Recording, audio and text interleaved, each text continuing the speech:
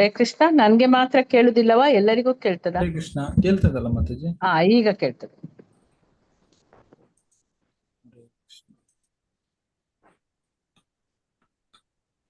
ಇಲ್ಲಿ ಪೃಥು ಮಹಾರಾಜರು ಏನ್ ಹೇಳ್ತಾರೆ ಅಂದ್ರೆ, ಆಮ್ ದಂಡ ದರೋ ರಾಜನ್ ಪ್ರಜಾನಾಮ್ಯ ಯೋಜಿತ ರಕ್ಷಿತ ವೃತ್ತಾಶೇಷು ತೇಷು ಸ್ಥಾಪಿತ ಪೃಥಕ್. ಅಂದ್ರೆ ಪೃಥು ಮಹಾರಾಜರು ಏನ್ ಹೇಳ್ತಾರೆ ಅಂದ್ರೆ, ಹೇಳ್ತಾರೆ ಅಮೌಂಟ್ ಬಂದ್ಬಿಡ್ತದೆ ಒಳ್ಳೆ. ಪರಮಪ್ರಭುವಿನ ಕೃಪೆಯಿಂದ ನಾನು ಈ ಲೋಕದ ಗೊತ್ತಾಗ್ತಿದ್ದೇನೆ. ಪ್ರಶ್ನೆ ಇರ್ತೀರಾ ಅನ್ಸತಿ, ಪಾರ್ಟಿಸಿಪೆಂಟ್ಸ್ ಹೋಗ್ತೀರಾ, ಮ್ಯೂಟ್ ಮಾಡ್ಕೊಳ್ಳಿ ಎಲ್ಲರೂ. ಸಿಗತ್ತೆ, ಅದನ್ನ ಒತ್ತಿ ರೀನೇಮ್ ಇದನ್ನ. ಇಲ್ಲಿ ಪೃಥು ಮಹಾರಾಜರು ಏನ್ ಹೇಳ್ತಾರೆ ಅಂದ್ರೆ, ಪರಮ ಪ್ರಭುವಿನ ಕೃಪೆಯಿಂದ ನಾನು ಈ ಲೋಕದ ಅರಸನಾಗಿ ನೇಮಿತನಾಗಿದ್ದೇನೆ.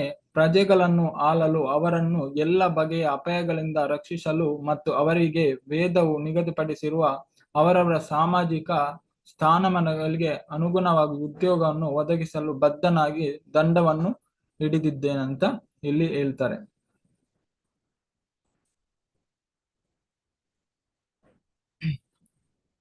ಹಾಗೇನೆ ನೋಡಿ, ಇಲ್ಲಿ ಪೃಥು ಮಹಾರಾಜರು ಏನ್ ಹೇಳ್ತಾರೆ, ಅವರಿಗೆ ಭಗವಂತನ ಕೃಪೆಯಿಂದ ಏನು ಅವರಿಗೆ ಹೇಳ್ತಾರೆ ಅಂದ್ರೆ ರಾಜನ ಸ್ಥಾನ ಇದೆ.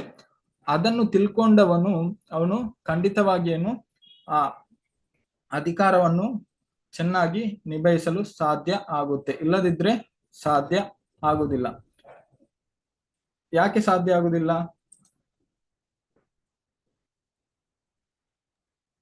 ಭಗವಂತನ ಕೃಪೆ ಇದ್ರೆ ಎಲ್ಲಾರು ಒಪ್ತಾರೆ ಪ್ರಭುಜಿ. ಅದು ಅವರಿಗೆ ಗೊತ್ತಿಲ್ಲದಿದೆ ಅಂದ್ರೆ ಅವರು ಅದನ್ನು ಸರಿಯಾಗಿ ತಿಳ್ಕೊಳ್ಳಿಲ್ಲ. ನಾನು ಇಲ್ಲ ಅಂದ್ರೆ ಏನು ಬರುತ್ತೆ, ಯಾವ ಭಾವ ಬರುತ್ತೆ ಅವರಿಗೆ? ನಾನು ನನ್ನ ಏನ್ ಇವ್ರು ಹೇಳ್ದಂಗೆ ಕೇಳ್ಬೇಕಂತ ಏನಿಲ್ಲ ಅಂತ ಬರುತ್ತೆ. ಅವರಿಗೆ ಏನು ಇದು ಇರುವುದಿಲ್ಲ. ಹಾಗೇನೆ ಹೇಳ್ತಾರೆ ಅಂದ್ರೆ ರಾಜನಾದವನಿಗೆ ಅವನಿಗೇನು ಅವನಿಗೆ ಎಲ್ಲಾ ರೀತಿಯನ್ನು ಕೊಡ್ತಾರೆ, ಅವನಿಗೆ ಎಲ್ಲಾ ರೀತಿಯ ಸೌಲಭ್ಯವನ್ನು ಕೊಡ್ತಾರೆ. ಹೌದಲ್ವಾ? ಕೊಡ್ತಾರೆ. ಈಗ ನೋಡಿ, ಯಾವುದೇ ಸರಕಾರಿ ಕೆಲಸ ಇರ್ಲಿ ಅವರಿಗೆ ಎಲ್ಲಾ ರೀತಿಯನ್ನು ಸೌಲಭ್ಯವನ್ನು ಸಹ ಕೊಡ್ತಾರೆ. ಹಾಗೇನೆ ಅವರಿಗೆ ಪವರ್ ಕೊಡ್ತಾರೆ, ಅಧಿಕಾರ ಕೊಡ್ತಾರೆ ಅವರಿಗೆ. ಖಾಲಿ ಅವರಿಗೇನು ಸೌಲಭ್ಯ ಕೊಡ್ತಾರೆ, ಹಾಗೇನೆ ಅಧಿಕಾರ ಕೊಡ್ತಾರೆ. ಅವರಿಗೆ ಏನ್ ಬೇಕು? ಅದರಲ್ಲಿ ಏನ್ ಬೇಕು? ಖಾಲಿ ಸೌಲಭ್ಯ, ಅಧಿಕಾರ. ಇದು ಅಧಿಕಾರ ಕೊಟ್ರೆ ಸಾಕ? ಸೌಲಭ್ಯ ಬೇಕು ಅವರಿಗೆ. ಸೌಲಭ್ಯ ಎಲ್ಲ ತರದಲ್ಲಿ ಕೊಡ್ತಾರೆ, ಆದ್ರೆ ಪವರ್ ಸಹ ಕೊಡ್ತಾರೆ. ಅವ್ರು ಅದನ್ನೇನು ಖಾಲಿ ಅಷ್ಟಕ್ಕೆ ಅವರಿಗೆ ಕೊಡುದಲ್ಲ, ಅವ್ರಿಗೇನು ಅದರಲ್ಲಿ ಏನು ಬೇಕು? ಜವಾಬ್ದಾರಿ ಬೇಕು. ಅಂದ್ರೆ ಅಲ್ಲಿ ಎಲ್ಲಾ ರೀತಿಯ ಕೆಲಸವನ್ನು ಅವರು ಸರಿಯಾಗಿ ನೋಡಿಕೊಳ್ಬೇಕು. ಜವಾಬ್ದಾರಿ ಇಲ್ಲದಿದ್ರೆ ಅವರಿಗೇನು ಅಧಿಕಾರ ಮತ್ತು ಅವರಿಗೆ ಸೌಲಭ್ಯ ಕೊಟ್ರೆ ಅದನ್ನೇನು ಅವರ ಖಾಲಿ ಅವರದೇ ಇಚ್ಛೆಗೆ ಅವರು ಯೂಸ್ ಮಾಡಿಕೊಳ್ತಾರೆ, ಅವರಿಗೆ ಮನಸ್ಸು ಬಂದಂತೆ ಮಾಡ್ತಾರೆ. ಅವರಿಗೆ ಅಲ್ಲಿ ಅಧಿಕಾರ ಮತ್ತು ಅವರಿಗೆ ಜವಾಬ್ದಾರಿ, ಇದು ಅಧಿಕಾರ ಮತ್ತು ಅವರಿಗೆ ಸೌಲಭ್ಯ ಕೊಡೋ ಅವರಿಗೆ ಏನು ಬೇಕಲ್ಲಿ? ಜವಾಬ್ದಾರಿ ಬೇಕು. ಜವಾಬ್ದಾರಿ ಬೇಕು. ರಾಜನಾದವನಿಗೆ ಖಾಲಿ ಏನು ಶಕ್ತಿ ಕೊಟ್ಟು ಹಾಗೇನೆ ಅವರಿಗೆ ಎಲ್ಲಾ ರೀತಿಯನ್ನು ಸೌಲಭ್ಯವನ್ನು ಕೊಟ್ರೆ ಸಾಕಾಗುದಿಲ್ಲ. ಅವ್ರು ಏನ್ ನೋಡ್ಕೊಳ್ಬೇಕು? ಪ್ರಜೆಯನ್ನು ಏನ್ ಮಾಡ್ಬೇಕು? ಅವರು ಕಂಟ್ರೋಲ್ ಮಾಡ್ಬೇಕು, ಸಂತುಷ್ಟವಾಗಿರೋ ಹಂಗೆ ಪಾಲಿಸ್ಬೇಕು, ರಕ್ಷಣೆಯನ್ನು ಮಾಡ್ಬೇಕು, ರಕ್ಷಣೆಯನ್ನು ಅವರು ಕೊಡ್ಬೇಕು. ಆದ್ರೆ ನಾವು ನೋಡ್ಬೋದು ಈಗಿನ ಕಾಲದಲ್ಲಿ ಏನಂದ್ರೆ ಅವ್ರು ಆಗ್ತಾರೆ, ನಾವು ನೋಡ್ಬೋದು ದೊಡ್ಡ ದೊಡ್ಡವರು ಇದ್ದಾರೆ, ಹೆಸರಿಲ್ಲವಾಗಿಲ್ಲ, ಅವ್ರು ಮಾಡ್ತಾರೆ. ಆದ್ರೆ ಅವ್ರು ಏನ್ ಮಾಡ್ತಾರೆ? ಅವ್ರು ಯಾರಿಗೋಸ್ಕರ ಮಾಡ್ತಿದ್ದಾರೆ? ಬೇರೆಯವ್ರಿಗೆ ಒಳಿದ್ ಮಾಡ್ತಾ ಇದ್ದಾರ? ಇಲ್ಲ ಪ್ರಭು, ತಮಗ್ ತಾವೇ ಮಾಡ್ಕೋತಾರೆ ಈಗೆಲ್ಲ. ತನ್ನ ಸ್ವಾರ್ಥಕ್ಕೋಸ್ಕರ ಮಾಡ್ತಾರೆ. ಅಂದ್ರೆ ಆಕ್ಚುಲಿ ನಮಗೆ ಒಂದು ಸ್ಥಾನ ಅದು ಯಾರು ಕೊಡುದು? ಭಗವಂತನ ಕೃಪೆಯಿಂದ ಸಿಗುವುದು. ನಮಗೆ ಭಗವಂತ ಎಲ್ಲಾ ರೀತಿಯನ್ನು ಸೌಲಭ್ಯವನ್ನು ಕೊಡ್ತಾರೆ, ಹಾಗೆ ಶಕ್ತಿಯನ್ನು ಸಹ ಕೊಡ್ತಾರೆ. ಆದ್ರೆ ನಾವು ಸರಿಯಾಗಿ ಅದನ್ನು ನಾವು ಬಳಸಿಕೊಳ್ಳದಿದ್ರೆ ನಮ್ಗೆ ಏನಾಗುತ್ತೆ? ಭಗವಂತ ಏನ್ ಮಾಡ್ತಾನೆ? ಅದನ್ನು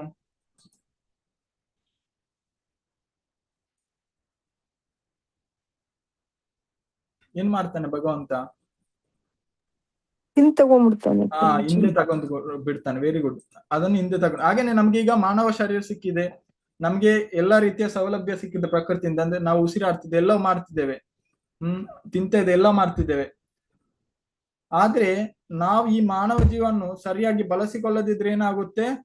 ಈ ಮಾನವ ಜೀವನ ನಮ್ಗೆ ಮತ್ತೆ ಸಿಗುದಿಲ್ಲ, ಭಗವಂತ ತೆಗೆದುಕೊಳ್ತಾನೆ. ಯಾಕಂದ್ರೆ ನಾವು ಅದ್ರಲ್ಲಿ ಏನ್ ಮಾಡಿದ್ವಿ, ನಮ್ಗೆ ಎಲ್ಲಾ ರೀತಿಯ ಸೌಲಭ್ಯವನ್ನು ಕೊಟ್ಟರು ನಾವು ಅದನ್ನು ವ್ಯರ್ಥವಾಗಿ ಬಳಸಿಕೊಂಡ್ವಿ. ಅದಕ್ಕೋಸ್ಕರ ಮತ್ತೆ ನಮ್ಗೆ ಸಿಗುದಿಲ್ಲ. ನೀವೇ ಅನ್ಕೊಳ್ಳಿ, ನೀವ್ ಯಾರನ್ನು ನಿಮ್ಮ ಮನೆಯಲ್ಲಿ, ಅಂದ್ರೆ ನಿಮ್ಗೆ ತುಂಬಾ ಜಾಗ ಉಂಟು ಅಂತ ಅನ್ಕೊಳ್ಳಿ, ನಿಮ್ಗೆ ದೊಡ್ಡ ತೋಟ ಅಂತ ಅನ್ಕೊಳ್ಳಿ, ನೀವು ಕೆಲಸಕ್ಕೆ ಇಟ್ಟಿದ್ದೀರಿ.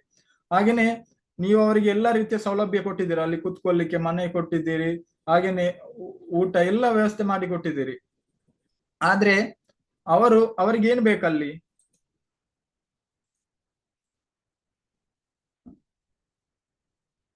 ವ್ಯವಸ್ಥೆ ಎಲ್ಲ ಕೊಟ್ಮೇಲೆ ಕೆಲ್ಸ ಬೇಕು ಮತ್ ಪ್ರಭುಜಿ ಅವ್ರಿಗೆ ಅವ್ರ ಮಾಡ್ಲಿಕ್ಕೆ. ಜವಾಬ್ದಾರಿ ತಗೊಳ್ಬೇಕು, ಅದರ ಜವಾಬ್ದಾರಿ ತಗೊಳ್ಬೇಕು. ಅವ್ರು ಏನಾದ್ರು ಜವಾಬ್ದಾರಿ ತಗೊಳ್ಳೋದ್ರೆ ಅವ್ರು ತಿಂದು ಮಲಗಿ ಅಲ್ಲಿ ಅವರ ಕೆಲಸವನ್ನೇ ಮಾಡ್ತಾ ಇದ್ರೆ ನೀವೇನ್ ಮಾಡ್ತೀರಾ ಅವರನ್ನು? ಅವ್ರ ಮನೆಗ್ ಕಳಿಸ್ತಾರೆ, ಅಂದ್ರೆ ಅವ್ರಿಗೆ ತೆಗೆದು ಬಿಡ್ತಾರೆ. ತೆಗೆದು ಬಿಡ್ತಾರೆ.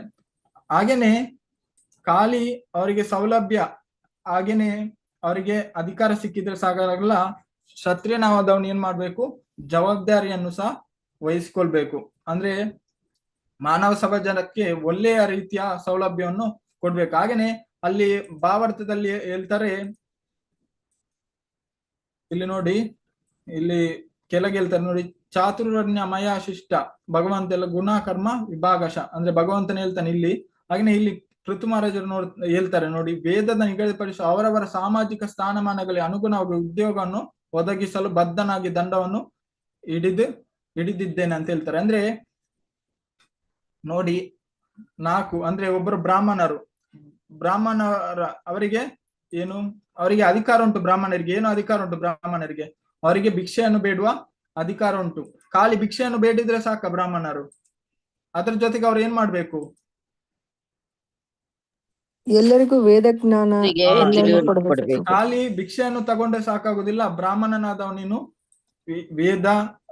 ವೇದವನ್ನು ಹಾಗೇನೆ ಹೇಳಿಕೊಡ್ಬೇಕು ಬೇರೆಯವರಿಗೆ, ಹಾಗೇನೆ ವೇದವನ್ನು ಪಠನೆ ಮಾಡ್ಬೇಕು, ಹಾಗೇನೆ ಅವರಿಗೆ ಆಧ್ಯಾತ್ಮಿಕ ಮಾರ್ಗದರ್ಶನ ಮಾಡ್ಬೇಕು. ಇದು ಬ್ರಾಹ್ಮಣರ. ಖಾಲಿ ಅವರು ಭಿಕ್ಷೆಯನ್ನು ಬೇಡುವುದಲ್ಲ, ಖಾಲಿ ಅಧಿಕಾರ ಅಲ್ಲ, ಅವರಿಗೆ ಜವಾಬ್ದಾರಿ ಸಹ ಉಂಟು. ಹಾಗೇನೆ ಕ್ಷತ್ರಿಯ ಸಹ, ಈಗ ನಾವು ಪೃಥು ಮಹಾರಾಜರನ್ನು ನೋಡ್ಬೋದು. ಕ್ಷತ್ರಿಯನಾದವನು ಏನ್ ಮಾಡ್ಬೇಕು? ಅವರು ಸಹ ಏನು ಟ್ಯಾಕ್ಸ್, ಕ್ಷತ್ರಿಯರಾದವರು ಟ್ಯಾಕ್ಸ್ ತಗೊಳ್ಬಹುದು, ಆದ್ರೆ ಅದರ ಜೊತೆ ಅವ್ರು ಏನ್ ಮಾಡ್ಬೇಕು? ಪ್ರಜೆಗಳನ್ನ ರಕ್ಷಣೆ ಮಾಡ್ಬೇಕು, ದೇಶ ಪ್ರಜೆಗಳನ್ನು ರಕ್ಷಣೆ ಮಾಡಬೇಕು. ಖಾಲಿ ಟ್ಯಾಕ್ಸ್ ತಗೊಂಡು ಕುತ್ಕೊಂಡ್ರೆ ಆಗೋಲ್ಲ. ಈಗಿನ ಕಾಲದಲ್ಲಿ ಹೇಗೆ ಆಗಿದೆ,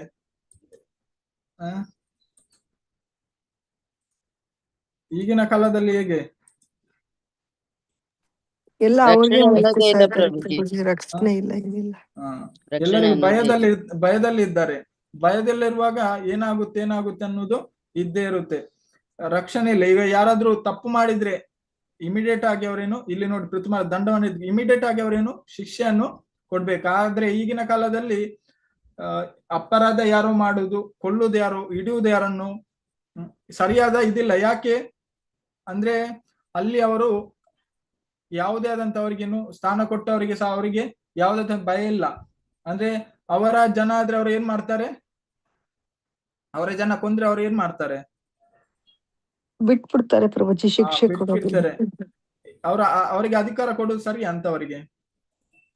ಇಲ್ಲ ಪ್ರಭುಜಿ, ಕೊಡಬಾರ್ದು. ನಾವು ನೋಡ್ಬೋದು, ದುರ್ಯೋಧನನ್ನು ನೋಡ್ಬೋದು. ಅವರು ಅಂದ್ರೆ ತನ್ನ ಸ್ವಂತ ಅತ್ತಿಗೆಯ ಸೀರೆಯನ್ನೇ ಎಳೆದವನು. ಇನ್ನು ಅವರಂತವರನ್ನು ರಾಜರು ಮಾಡಿದ್ರೆ ಏನಾಗಬಹುದು? ನಾಳೆ ಸಮಸ್ಯೆ ಆಗ್ಬೋದು ಎಲ್ಲರಿಗೂ. ಅದಕ್ಕೇನೆ ಕೃಷ್ಣ ಅವರನ್ನು ಅಲ್ಲಿಂದ ತೆಗೆಯೋದು. ಅದೇ ರೀತಿ ಕೃಷ್ಣ ಎಲ್ಲ ರೀತಿಯ ಸೌಲಭ್ಯವನ್ನು ಕೊಡ್ತಾರೆ, ಆದ್ರೆ ನಾವು ಅದನ್ನು ಸರಿಯಾಗಿ ಉಪಯೋಗಿಸದಿದ್ರೆ ನಮ್ಗೇನಾಗುತ್ತೆ? ನಮ್ಮ ಸ್ಥಾನವನ್ನು ಭಗವಂತನು ತೆಗೆದುಕೊಳ್ತಾರೆ. ನಾವೇ ನೋಡ್ಬೋದು, ಬೇರೆಯವ್ರು ಏನಾದ್ರು ಅದು ನಮ್ಮ ಜಾಗದಲ್ಲಿ ಅವರಿದ್ರೆ, ಅವ್ರು ಸರಿಯಾಗಿ ಮಾಡದಿದ್ರೆ ನಾವು ಏನ್ ಮಾಡ್ತೇವೆ? ಅವರನ್ನು ಆ ಕೆಲಸದಿಂದ ತೆಗೆದು ಹಾಕ್ತೇವೆ. ಅದೇ ಪ್ರಕಾರವಾಗಿ ಅವರಿಗೆ ಖಾಲಿ ಏನು ಎಲ್ಲ ರೀತಿಯ ಸರಕಾರ ಫೆಸಿಲಿಟಿ ಕೊಟ್ಟು, ಹಾಗೇನೆ ಅಧಿಕಾರ ಸಹ ಕೊಟ್ಟು, ಅವರು ಸರಿಯಾಗಿ ಇದು ಮಾಡದಿದ್ರೆ ಅವರು ವ್ಯರ್ಥ. ಹಾಗೇನೆ ಬ್ರಾಹ್ಮಣ ನೋಡಿದ್ರೆ ಅವರಿಗೆ ಅಧಿಕಾರ ಉಂಟು ದಾನವನ್ನು ತೆಗೆದುಕೊಳ್ಳುವುದು, ಹಾಗೇನೆ ಅವರಿಗೆ ಜವಾಬ್ದಾರಿ ಸಹ ಉಂಟು. ಅದರ ಜೊತೆನು ಎಲ್ಲರಿಗೂ ವೇದದ ಮಾರ್ಗದರ್ಶನವನ್ನು ಕೊಡುವುದು, ಹಾಗೆ ಇನ್ನೊಬ್ಬರಿಗೆ ವೇದವನ್ನು ತಿಳಿಸಿಕೊಡುವುದು, ಇದೆಲ್ಲ ಬ್ರಾಹ್ಮಣರ ಜವಾಬ್ದಾರಿ. ಹಾಗೇನೆ ಕ್ಷತ್ರಿಯರಿಗೆ ಸಹ ಏನು, ಅವರೇನು ಬೇರೆಯವರಿಗೇನು ರಕ್ಷಣೆಯನ್ನು ಕೊಡ್ಬೇಕು. ಈಗ ಪ್ರಜೆಗಳಿಗೆ ಅವರು ರಕ್ಷಣೆ ಕೊಡದಿದ್ರೆ ಪ್ರಜೆಗಳು ಹೇಗೆ ಖುಷಿಯಾಗಿರ್ಲಿಕ್ಕೆ ಸಾಧ್ಯ? ಅವರೆಲ್ಲವನ್ನು ನೋಡಿಕೊಳ್ಬೇಕು. ಇಲ್ಲಿ ನೋಡಿ, ಸ್ಕ್ರೀನ್ ಕಾಣ್ತದಲ್ಲ? ಹರೇ ಕೃಷ್ಣ.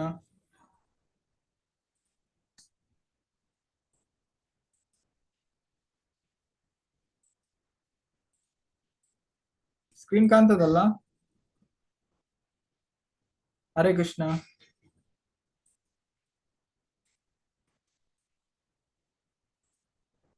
ಎಲ್ಲರಿಗೂ ಸ್ಕ್ರೀನ್ ಕಾಣ್ತಾ ಉಂಟಲ್ಲ? ಕಾಣ್ತದೆ ಅದೇ ಪ್ರಭು. ಭಾವಾರ್ಥ ಕಾಣಿಸ್ತಾ ಇದೆ ಪ್ರಭುಜಿ. ಈಗ ಅನುವಾದ ಕಾಣ್ತದಲ್ಲ?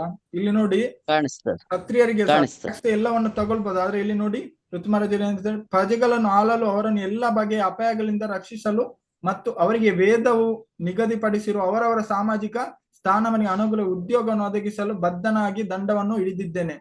ಖಾಲಿ ರಕ್ಷಿಸುವುದು ಸಹ ಅಲ್ಲ. ಈಗ ಹಾಗೇನೆ ಅವರು ಬ್ರಾಹ್ಮಣರು ಸರಿಯಾಗಿ ಏನು ಅವರ ಕರ್ತವ್ಯವನ್ನು ಮಾಡ್ತಿದ್ದಾರಾ, ಹಾಗೇನೆ ಕ್ಷತ್ರಿಯರು ಅವರ ಕರ್ತವ್ಯವನ್ನು ಸರಿಯಾಗಿ ಮಾಡ್ತಿದ್ದಾರ, ವೈಶ್ಯರು ಅವರ ಕರ್ತವ್ಯವನ್ನು ಮಾಡ್ತಿದ್ದಾರ ಸರಿಯಾಗಿ, ಹಾಗೇನೆ ಶೂದ್ರರ ಕರ್ತವ್ಯವನ್ನು ಮಾಡ್ತಿದ್ದಾರ, ಇದನ್ನಲ್ಲಿ ಯಾರು ನೋಡ್ಬೇಕು? ರಾಜ ನೋಡ್ಬೇಕು. ರಾಜ ನೋಡ್ಬೇಕು, ಸರಿಯಾಗಿ ಮಾಡ್ತಿದ್ದಾರ ಅಂತ ನೋಡ್ಬೇಕು. ನೋಡಿ, ಅಂದ್ರೆ ಒಬ್ಬರು ಅಂದ್ರೆ ಅದು ಚಾರ್ಜ್ ತಗೊಳ್ಳೇಬೇಕು, ರಾಜನ ಇರ್ಲೇಬೇಕು. ಎಲ್ಲಿ ಆದ್ರೂ ಒಬ್ರು ಏನು ನೋಡಿಕೊಳ್ಳುವವರು ಇರ್ಲೇಬೇಕು. ಇಲ್ಲದಿದ್ರೆ ಏನಾಗುತ್ತೆ? ಏನು ಉಂಟಾಗುತ್ತೆ ಅಲ್ಲಿ? ಎಲ್ಲ ಗೊಂದಲಗಳು ಉಂಟಾಗುತ್ತೆ ಪ್ರಭು. ಗೊಂದಲಗಳು ಉಂಟಾಗುತ್ತೆ, ಮತ್ತೆ ಜಗಳಗಳು ಉಂಟಾಗ್ಲಿಕ್ಕೆ ಸಾಧ್ಯ ಆಗುತ್ತೆ. ಈಗ ನೋಡಿ, ನಾವು ಈಗ ರೀಡಿಂಗ್ ಮಾಡ್ತಿದ್ದೇವೆ ಆಲ್ಮೋಸ್ಟ್. ಹಾಗೇನೆ ಡೈಲಿ ಒಬ್ಬರು ಓದ್ತಾ ಇದ್ದಾರೆ, ಇನ್ನೊಬ್ಬರೇ ಓದದಿದ್ರೆ ಅವ್ರಿಗೆ ಏನ್ ಬರುತ್ತೆ? ಕೊಡದಿದ್ರೆ ಏನು ಬರುತ್ತೆ? ಬೇಜಾರಾಗುತ್ತೆ. ಈಗ ನಮ್ಮ ದೇವಸ್ಥಾನ ಒಬ್ಬರೇ ಮಾಡ್ತಿದ್ದಾರೆ, ಅವರೇ ಮಾಡ್ತಿದ್ದಾರೆ ದೊಡ್ಡ ಸರ್ತಿ, ಮತ್ತೆ ಏನಾಗ್ಲಿಕ್ಕೆ ಸ್ಟಾರ್ಟ್ ಆಗುತ್ತೆ? ಮತ್ತೆ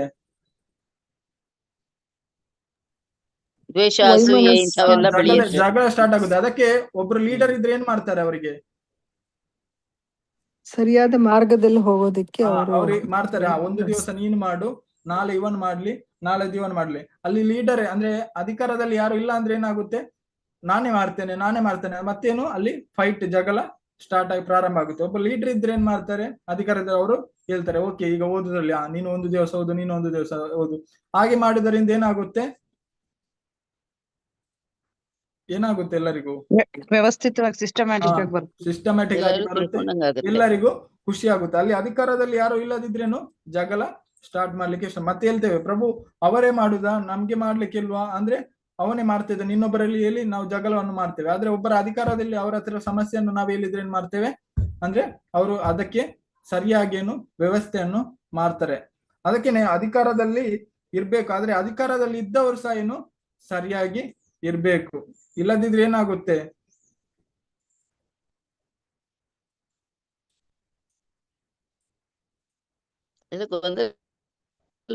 ಪ್ರಭುಜಿ ಫುಲ್ ಎಲ್ಲರಿಗೂ ಸಮಸ್ಯೆ ಅವರಿಗೆ ಸ್ಟಾರ್ಟ್ ಆಗುತ್ತೆ, ಎಲ್ಲರಿಗೂ ಬರುತ್ತೆ. ಅಂದ್ರೆ ಅಧಿಕಾರದಲ್ಲಿ ಸರಿ ಇರೋದರಿಗೆ ಎಲ್ಲರಿಗೂ ಭಯದಲ್ಲಿ ಇರ್ತಾರೆ, ಏನಾಗುತ್ತೆ ಅಂತ. ನಾಳೆ ಏನಾಗುತ್ತೆ ಅನ್ನೋದು ಭಯದಲ್ಲಿ ಇರ್ತಾರೆ. ಹಾಗೇನೆ ಮೊದಲಿನ ಕಾಲದಲ್ಲಿ ನೋಡಿ, ಎಲ್ಲರೂ ಮೊದಲಿನ ಕಾಲದಲ್ಲಿ ಯಾರು ರಾಜರಿದ್ರು ಅವರಲ್ಲಿ ಇರುವಾಗ ಪ್ರಜೆಗಳಿಗೆ ಯಾವುದೇ ಆದಂತ ಭಯ ಇರ್ತಿರ್ಲಿಲ್ಲ, ಯಾವುದೇ ಆದಂತ ಕಳ್ಳತನ ಆಗ್ತಿರ್ಲಿಲ್ಲ. ಅಂದ್ರೆ ತುಂಬಾ ಅವರೇನು ಸ್ಟ್ರಿಕ್ಟ್ ಆಗಿ ಅವರ ಕಾರ್ಯವನ್ನು ಮಾಡ್ತಾ ಇದ್ರು. ಮೊದಲಿನ ಕಾಲದಲ್ಲಿ ಕಳ್ಳತನ ಹಾಗೇನೆ ಯಾರನ್ನು ಕೊಲೆ ಮಾಡಿದ್ರೆ ಆಗ್ಲೇ ರಾಜ ಏನ್ ಮಾಡ್ತಿದ್ರು? ಅವರನ್ನು ಶಿಕ್ಷಿಸ್ತಿದ್ರು ಇಮಿಡಿಯೇಟ್ ಆಗಿ, ಅದಕ್ಕೆ ಕಾಯ್ತಾ ಇರ್ಲಿಲ್ಲ. ಆದ್ರೆ ಈಗಿನ ಕಾಲದಲ್ಲಿ ಹಾಗೆ ಇಲ್ಲ. ಅದನ್ನು ಕೋರ್ಟ್ ಅಲ್ಲಿ ಹೋದ್ರೆ ಒಂದು ಕೇಸ್ ಎಷ್ಟು ತಿಂಗಳ ನಡೆಯುತ್ತೆ, ವರ್ಷಗಳ ತನಕ ಹೋಗುತ್ತೆ ಪ್ರಭುಜಿ, ನಡೆಯುತ್ತೆ. ತುಂಬಾ ಸಹ ಯಾರೋ ತಪ್ಪು ಮಾಡಿದ್ರು ಅವನಿಗೆ ಯಾರಿಗೋ ಶಿಕ್ಷೆ ಸರಿಯಾದ ಇದಿಲ್ಲ. ಮೊದಲನೇ ಕಾಲದಲ್ಲಿ ಆಗಲ್ಲ, ರಾಜರೇನು ಇಮಿಡಿಯೇಟ್ ಆಗಿ ಶಿಕ್ಷೆಯನ್ನು ಕೊಡ್ತಾರೆ. ಅದು ಒಂದು ಚಕ್ರವರ್ತಿ ಯಾರೋ ರಾಜ ಇದ್ರು, ಅವರ ಮಗ ಆಕ್ಚುಲಿ ಎತ್ತಿನ ಗಾಡಿಯನ್ನು ಓಡಿಸ್ಕೊಂಡು ಬರ್ತಾರೆ, ರಾಜನ ಮಗ. ಆದ್ರೆ ಆ ರಾಜನ ಮಗನಿಗೆ ಸ್ವಲ್ಪ ಅಹಂಕಾರ ಬರುತ್ತೆ, ನಾನು ರಾಜನ ಮಗ ಅಲ್ಲ. ಹಾಗೆ ದನದ ಕರು ಹೋಗ್ತಾ ಇತ್ತು. ಆಗ ಅವರ ದನದ ಕರುವಿನ ಕಾಲಿನ ಮೇಲೆ ಅವನೇನು ರಥವನ್ನು ತಗೊಂಡು ಹೋಗ್ತಾನೆ. ಆ ದನದ ತಾಯಿ ಏನುಂಟು ಮೊದಲಿನ ಕಾಲದಲ್ಲಿ ಅಂದ್ರೆ ಪ್ರಾಣಿಗಳಷ್ಟು ಇದಿತ್ತು. ಆ ದನ ಹೋಗಿ ಕೂಗ್ತಾ ಇತ್ತು, ಅದಕ್ಕೆ ರಾಜ ಕೇಳ್ತಾರೆ ಏನಾಯ್ತು ಅಂದ್ರೆ ಅಲ್ಲಿ ಇರುವವರು ಹೇಳ್ತಾರೆ ನಿಮ್ಮ ಮಗ ರಥವನ್ನು ಜೋರಾಗಿ ಅದರ ಕಾಲಿನ ಮೇಲೆ ತಗೊಂಡು ಹೋದ್ರು, ಹಾಗೇನೆ ಕಾಲು ಅದರದ್ದು ಕಟ್ಟಾಯ್ತಂತ ಕರುವಿದ್ದಂತ. ಆಗ ರಾಜ ಏನ್ ಮಾಡ್ತಾನೆ ಅಂದ್ರೆ ಇಮಿಡಿಯೇಟ್ ಅದೇ ರೀತಿ ಅವನನ್ನು ಮಗನನ್ನು ಮಲಗಿಸಿ ಆ ರಥವನ್ನು ಕರ್ಕೊಂಡು ಹೋಗ್ತಾರಂತೆ. ಮಗನ ಕಾಲಿನ ಮೇಲೆ ಸಹ ಆ ರಥವನ್ನು ಹಾಗೇನೆ ಕರ್ಕೊಂಡು ಹೋಗ್ತಾರಂತೆ. ರಾಜನ ಮಗನ ಕಾಲು ಸಹ ಕಟ್ಟಾಯ್ತಂತೆ. ಈಗಿನ ಕಾಲದ ರಾಜಕಾರಣಿಯ ಮಗಳು ಏನಾದ್ರು ತಪ್ಪು ಮಾಡಿದ್ರೆ ಏನ್ ಮಾಡ್ತಾರೆ? ಅವ್ರನ್ನ ಪ್ರೊಟೆಕ್ಟ್ ಮಾಡೋದಕ್ಕೆ ನೋಡ್ತಾರೆ ಪ್ರಭುಜಿ, ಬಚಾವ್ ಮಾಡೋದಕ್ಕೆ. ರಕ್ಷಣೆಯನ್ನು ಮಾಡ್ಲಿಕ್ಕೆ ನೋಡ್ತಾರೆ. ಆದ್ರೆ ಸರಿಯಾದ ರಾಜರಾದ್ರೆ ಏನ್ ಮಾಡ್ತಾರೆ? ಶಿಕ್ಷೆ ಪ್ರಭುಜಿ ಕರೆಕ್ಟ್ ಆಗಿ ಶಿಕ್ಷೆ ಕೊಡ್ತಾರೆ, ಆ ಹಸುಗೆಲ್ಲ ಟ್ರೀಟ್ಮೆಂಟ್ ಕೊಡ್ತಾರೆ. ಸರಿಯಾದ ಶಿಕ್ಷೆಯನ್ನು ಕೊಡ್ತಾರೆ. ನೋಡಿ, ಮೊದಲನೇ ಕಾಲ ಅವರ ಮಗ ಮಾಡಿದ್ದಂತ ಹೇಳಿ ಅವನಿಗೆ ಮಗನ ಈಗ ಯಾರ ಅಧಿಕಾರದಲ್ಲಿ ಇರ್ತಾರೆ ಅವರ ಸಂಬಂಧಿಕರು ಕೆಳಗಿರ್ತಾರೆ, ಅವ್ರಿಗೇನು ಇರುತ್ತೆ, ವಿಶೇಷವಾದ ಒಂದು ಇದು ಇರುತ್ತೆ, ಅಂದ್ರೆ ನಮ್ಮವರು ಅಂತ. ಆದ್ರೆ ಆ ರಾಜ ಸರಿಯಾಗಿದ್ರೆ, ಅಂದ್ರೆ ರಾಜ ಅಂದ್ಮೇಲೆ ಅವರು ತನ್ನ ಮನೆಯವರು ಅಂತ ಹೊರಗಿನವರು ಬೇರೆ ಬೇರೆ ಆಗಿ ಅವ್ರು ನೋಡ್ತಾರ? ನೋಡ್ತಾರೆ ಪ್ರಭುಜಿ. ಈಗಿನ ಕಾಲದಲ್ಲಿ ನೋಡ್ತಾರೆ, ಮೊದಲ ಕಾಲದಲ್ಲಿ ನೋಡ್ತಾ ಇದ್ರ? ಇಲ್ಲ ಇಲ್ಲ ಪ್ರಭು. ಯಾಕೆಂದ್ರೆ ಅವರು ಹೇಗೆ ಶಿಕ್ಷೆಯನ್ನು ಕೊಡ್ಲಿಕ್ಕೆ ಸಾಧ್ಯ? ಅಂದ್ರೆ ಅವ್ರು ಅಡ್ವಾಂಟೇಜ್ ತಗೊಳ್ತಾರಲ್ಲ. ಈಗ ಯಾರು ರಾಜರ ಕ್ಲೋಸ್ ಇದ್ದಾರೆ ಅವ್ರು ಅಡ್ವಾಂಟೇಜ್ ತಗೊಳ್ತಾರೆ. ನಾನು ಪರವಾಗಿಲ್ಲ, ಏನ್ ಮಾಡಿದ್ರು ನನ್ನನ್ನು ಯಾರು ರಕ್ಷಣೆ ಮಾಡ್ತಾರೆ, ನನ್ನನ್ನು ರಾಜ ರಕ್ಷಣೆ ಮಾಡ್ತಾರೆ ಅನ್ನೋದು ಇರುತ್ತೆ. ಆದ್ರೆ ಮೊದಲಿನ ಕಾಲದಲ್ಲಿ ಹಾಗೆಲ್ಲ ಯಾರೇ ತಪ್ಪು ಮಾಡ್ಲಿ ರಾಜೇನು ಸರಿಯಾದಂತ ಶಿಕ್ಷೆಯನ್ನೇನು ವಿಧಿಸ್ತಾ ಇದ್ರು. ಆದ್ರೆ ಈಗಿನ ಕಾಲದಲ್ಲಿ ಹಾಗೆ ಇಲ್ಲ, ಎಲ್ಲ ಆಚೆ ಈಚೆ ಉಂಟು. ಹಾಗೇನೆ ಭಗವಂತ ಏನ್ ಮಾಡ್ತಾರೆ, ಕ್ರಮೇಣವಾಗಿ ಅವರ ಪಾಪದ ಕೊಡ ತುಂಬುತ್ತೆ. ಭಗವಂತ ನೋಡ್ತಾರೆ. ಈಗ ನೋಡಿ, ಅಕ್ಕಿ ಅರ್ಧದಿಂದ ಎಷ್ಟು ಆರುತ್ತೆ ನೋಡಿ. ನಾವು ಅಕ್ಕಿ ಬೇಡ, ನಾವು ಸಹ ಈಗ 1 ಫೀಟ್ ಇಂದ ಬೀಳ್ತೇವೆ, ಹಾಗೇನೆ ಒಂದು 7 ಅಡಿ ಫೀಟ್ ಇಂದ ಬೀಳ್ತೇವೆ. 1 ಫೀಟ್ ಇಂದ ಬೀಳುವಾಗ ನಮ್ಗೆ ಎಷ್ಟು ನೋವಾಗುತ್ತೆ? ಸ್ವಲ್ಪ ಆಗುತ್ತೆ. ಹಾಗೇನೆ ಸ್ವಲ್ಪ ಮೇಲೆಯಿಂದ ಬಿದ್ರೆ ಜಾಸ್ತಿ ಆಗುತ್ತೆ ಪ್ರಭುಜಿ. ಮತ್ತೆ ಇನ್ನು ಮೇಲೆ ನಾವು ಸಾಯಿಲ್ವಿ. ಹಾಗೇನೆ ಭಗವಂತ ನೋಡ್ತಾರೆ, ನಮಗೆ ಅಧಿಕಾರ ಎಲ್ಲ ಕೊಡ್ತಾರೆ, ಅಧಿಕಾರ ಸಹ ಕೊಡ್ತಾರೆ, ಹಾಗೇನೆ ನಮಗೆ ಪವರ್ ಸಹ ಕೊಡ್ತಾರೆ. ನೋಡ್ತಾರೆ ಭಗವಂತ ಎಷ್ಟು ಆಡ್ತೇವೆ ಅಂತ. ಮೇಲಿಂದ ಭಗವಂತನು ನಮ್ಮನ್ನು ಬಿಡ್ತಾರೆ, ಅಂದ್ರೆ ಗೊತ್ತಾಗುತ್ತೆ ಅಂದ್ರೆ ನಾವು ಏನು ಮಾಡುದಿಲ್ಲ ಅಂತ. ಅದೇ ಪ್ರಕಾರವಾಗಿ ನಮ್ಗೆ ಈಗ ಎಲ್ಲಾ ರೀತಿಯ ಸೌಲಭ್ಯವನ್ನು ಕೊಟ್ಟಿದ್ದಾರೆ. ಆದ್ರೆ ನಾವು ಭಗವಂತನ ಭಕ್ತಿ ಸೇವೆಯನ್ನು ಮಾಡದಿದ್ರೆ ನಮ್ಗೇನು ತುಂಬಾ ಸಮಸ್ಯೆ ಎದುರಾಗುತ್ತೆ. ಯಾಕಂದ್ರೆ ಈ ಮಾನವ ಜನ್ಮ ನಮ್ಗೆ ಸಿಗುದು ಏನು ತುಂಬಾ ಕಷ್ಟ. ಹಾಗೇನೆ ಈ ಮಾನವ ಜನ್ಮದಲ್ಲಿ ನಮಗೆ ಸಹ ಏನು ಜವಾಬ್ದಾರಿ ಅನ್ನೋದು ಇದೆ. ನಾವು ಏನ್ ಮಾಡ್ಬೇಕು? ಇಲ್ಲಿ ನೋಡಿ, ಪೃಥು ಮಹಾರಾಜರು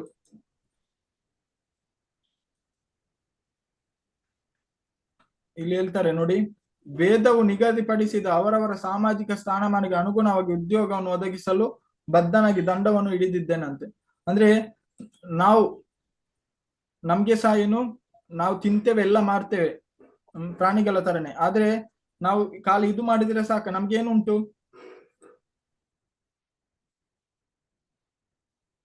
ನಮ್ಗೆ ಬುದ್ಧಿ ಇದೆ, ತಿಳುವಳಿಕೆ ಇದೆ.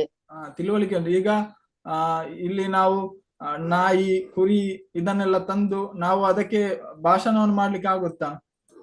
ಇಲ್ಲ, ಆಗಲ್ಲ. ಭಾಷಣವನ್ನು ಮಾಡ್ಲಿಕ್ಕೆ ಸಾಧ್ಯ ಆಗುದಿಲ್ಲ. ನಾವು ಮನುಷ್ಯರಿಗೆ, ಮಾನವರಿಗೆ ಮಾತ್ರ ಮಾಡ್ಲಿಕ್ಕೆ ಸಾಧ್ಯ. ಅದೇ ಜವಾಬ್ದಾರಿ. ಅಂದ್ರೆ ನಾವು ಅದನ್ನು ಮಾಡ್ಬೇಕು. ನಮ್ಗೆ ಗುರು ಕೊಟ್ಟಿದ್ದಾರೆ, ಹಾಗೇನೆ ಶಾಸ್ತ್ರ ಕೊಟ್ಟಿದ್ದಾರೆ, ಎಲ್ಲವೂ ಭಗವಂತ ಕೊಟ್ಟಿದ್ದಾರೆ. ಅದನ್ನು ನಾವೇನು ಸರಿಯಾಗಿ ಬಳಸಿಕೊಳ್ಬೇಕು. ಇಲ್ಲಿ ನೋಡಿ, ಇದು ನಿಮ್ಗೆ ಸ್ಕ್ರೀನ್ ಎಲ್ಲ ಈಗ ಕಾಣ್ತಾ ಉಂಟಲ್ಲ? ಹರೇ ಕೃಷ್ಣ.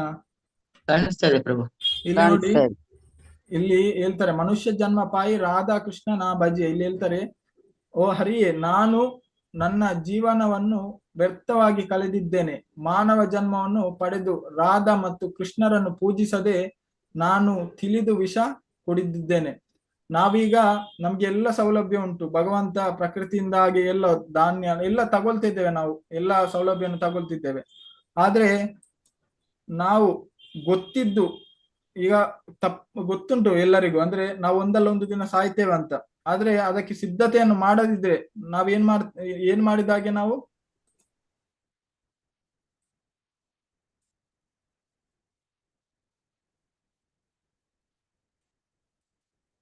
ಏನು ಮಾಡಿದಾಗೆ ಆಗುತ್ತೆ ನಾವು?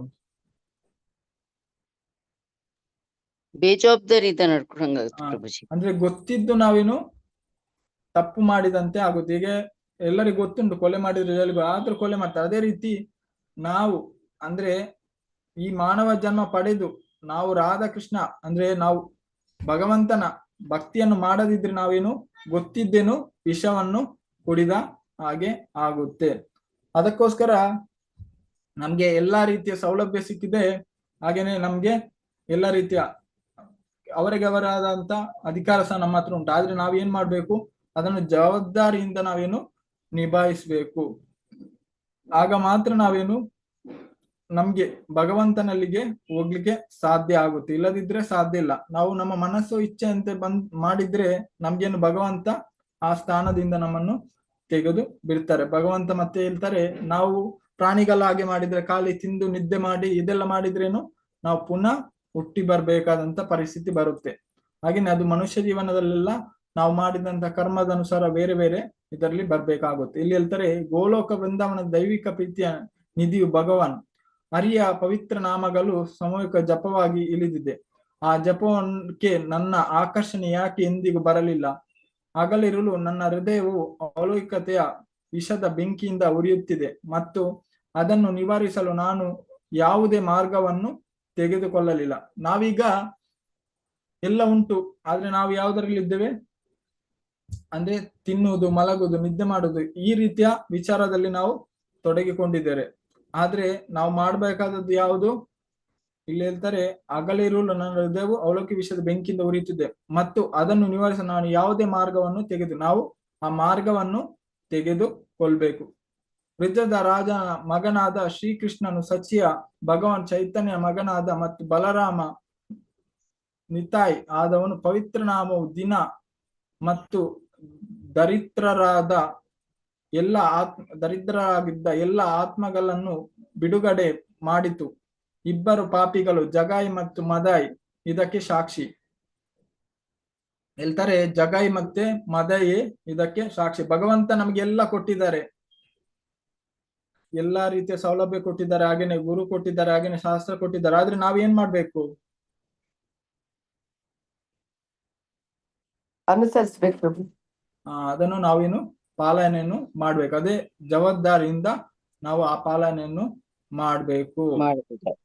ಆಗ ಮಾತ್ರ ನಮ್ಗೇನು ನಮ್ಮ ಮಾನವ ಜೀವನ ಸಾರ್ಥಕ ಆಗುತ್ತೆ. ಇಲ್ಲದಿದ್ರೆ ನಾವು ಸಹ ಏನು ನಮ್ಗೆ ಮತ್ತೆ ಪ್ರಾಣಿಗೆ ಯಾವುದೇ ಆದಂತ ವ್ಯತ್ಯಾಸ ಇರುವುದಿಲ್ಲ.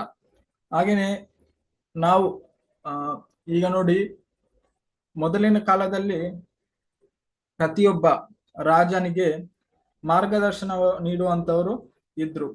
ಈಗ ನೋಡಿ, ಪ್ರಹ್ಲಾದ್ ಮಹಾರಾಜರು ಆಗಿರ್ಬೋದು, ಹಾಗೇನೆ ಧ್ರುವ ಮಹಾರಾಜರು, ಎಲ್ಲ ಮಹಾರಾಜರಿಗೆ ಯಾರಿದ್ರು ಮಾರ್ಗದರ್ಶನ ಮಾಡುವವರು? ಗುರು ಇದ್ರು ಪ್ರಭು. ಬ್ರಾಹ್ಮಣರುಗಳಿರ್ತಾರೆ, ಗುರುಗಳಿರ್ತಾರೆ. ಗುರುಗಳಿದ್ರು. ಆದ್ರೆ ಈಗಿನ ಕಾಲದಲ್ಲಿ ಇದ್ದಾರಾ?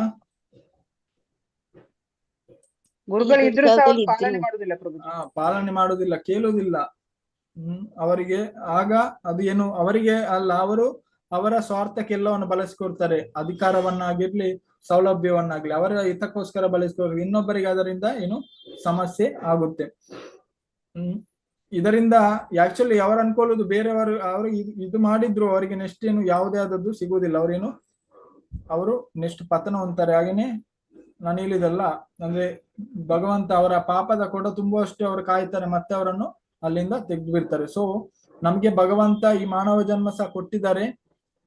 84 ಜೀವ ರಾಶಿ ದಾಟಿ ಬಂದ ಈ ಶರೀರ. ಸೊ ನಾವು ಈ ಶರೀರದಲ್ಲಿ ನಾವೇನು ಆ ಭಗವಂತನ ಭಕ್ತಿ ಮಾಡದಿದ್ರೆ ನಾವು ಗೊತ್ತಿದ್ದೇನು ವಿಷವನ್ನು ಕುಡಿದ ಹಾಗೇನೆ. ನಾವು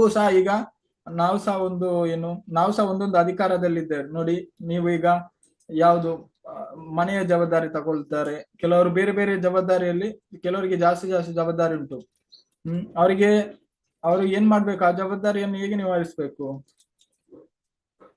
ಅದು ಅವ್ರ ಜವಾಬ್ದಾರಿ ಪ್ರಕಾರ ಅದನ್ನ ಅವರು ಪಾಲನೆ ಮಾಡ್ಕೊಂಡು ಹೋಗ್ಬೇಕು.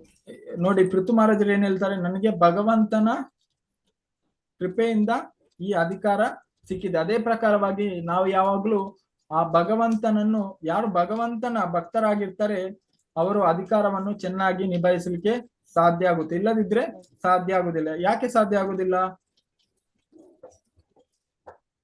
ಭಗವಂತನ ನಿಯಮದ ಪ್ರಕಾರ ಹೋದ್ರೇನೆ ಕರೆಕ್ಟ್ ಆಗಿ ಮಾಡಕ್ ಸಾಧ್ಯ ಪ್ರಭುಜಿ. ಅವರಿಗೆ ಯಾಕೆ ಸಾಧ್ಯ? ಅವರು ಅಂದ್ರೆ ಅವರು ಅಲ್ಲಿ ಬಂದು ಬಿಡುತ್ತಲ್ಲ, ನನ್ನದು ನಾನು ಮಾಡಿದ್ದು ಭಗವಂತನ ಅಂದ್ರೆ ಭಗವಂತ ಕೊಟ್ಟಿದ್ದಾರೆ, ನನಗೆ ಕೊಟ್ಟಿದ್ದಾರೆ, ಆದ್ರೆ ನಾನು ಅದನ್ನು ಸರಿಯಾಗಿ ನಿಭಾಯಿಸ್ಬೇಕಂತ ಬರುತ್ತೆ. ಇಲ್ಲದಿದ್ರೆ ಏನ್ ಬರುತ್ತೆ? ದುರ್ಯೋಧನ ತರ ಅಹಂಕಾರ ಬರುತ್ತೆ.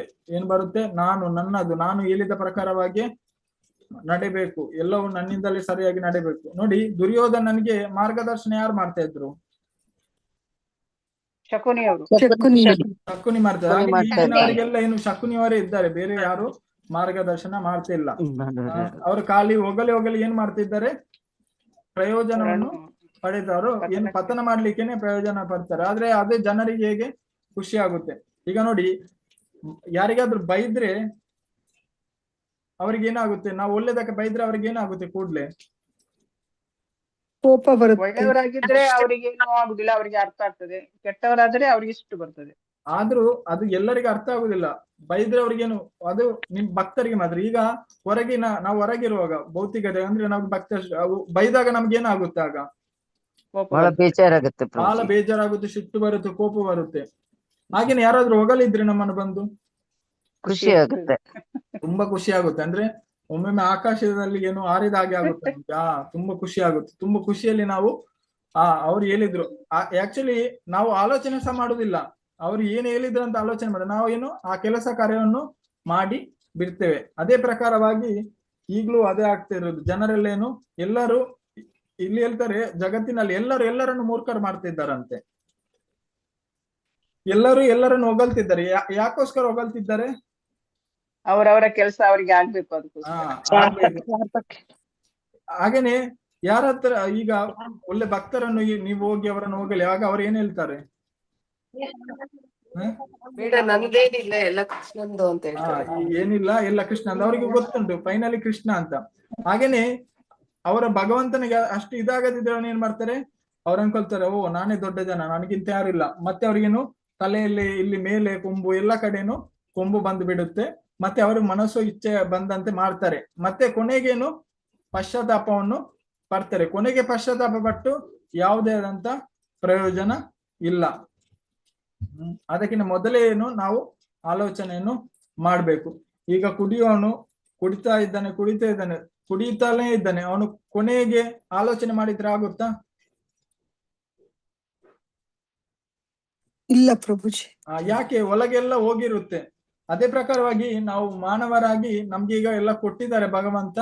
ಸೊ ನಾವು ಈಗ್ಲೇ ಆಲೋಚನೆ ಮಾಡಿರ್ಬೇಕು. ಕೊನೆಗೆ ಆಲೋಚನೆ ಮಾಡಿದ್ರೆ ಏನು ಪ್ರಯೋಜನ ಆಗುದಿಲ್ಲ. ಈಗ ಶಾಲೆಯಲ್ಲಿ ನಾವು ಕಲಿದು ಬಂದದ್ದು ನಾವು ಯಾಕೆ ಲಾಸ್ಟಿಗೆ ಕಲಿಯುವುದಿಲ್ಲ?